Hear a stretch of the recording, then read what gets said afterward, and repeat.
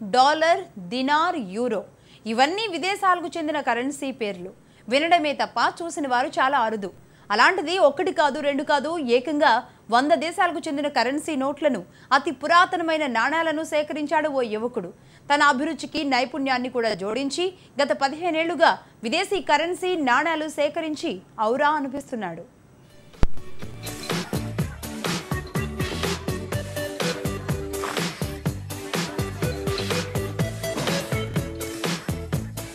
ఆదిలాబాద్ జిల్లా బజార్ హత్తునూరు మండలంలోని పిప్పిరి గ్రామానికి చెందిన ఈ యువకుడి పేరు గోస్కుల నితిన్. ఓ ప్రైవేటు దుకాణంలో జీతగాడిగా పనిచేసే నితిన్ తన బాల్యంలో పక్కింటి యువకుడు స్టాంపులు సేకరించడం చూసి ముచ్చటపడ్డాడు. తాను కూడా ఇలా సేకరణను ప్రారంభించాలనుకున్నదే తడవుగా పురాతన నాణేలు సేకరించడం మొదలెట్టాడు. ఇలా అరుదైన నాణేలు, విదేశీ కరెన్సీ నోట్లను వ్యయప్రయాసలు కోర్చి సేకరిస్తూ వచ్చాడు.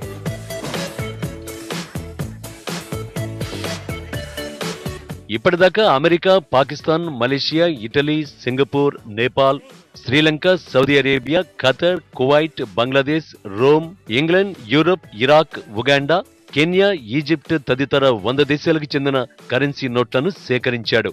మన దేశంలో 7 శతాబ్దాల క్రితం నాటి అతి పురాతనమైన నాణ్యం కూడా ఉంది. ఇదే అతని వద్ద ఉన్న అతి పురాతనమైన నాణ్యం. దీంతో పాటు క్వీన్ విక్టోరియా, మొఘల్, నిజాం కాలం నాటి నాణేలు కూడా వేల సంఖ్యలో సేకరించాడు. ఇవి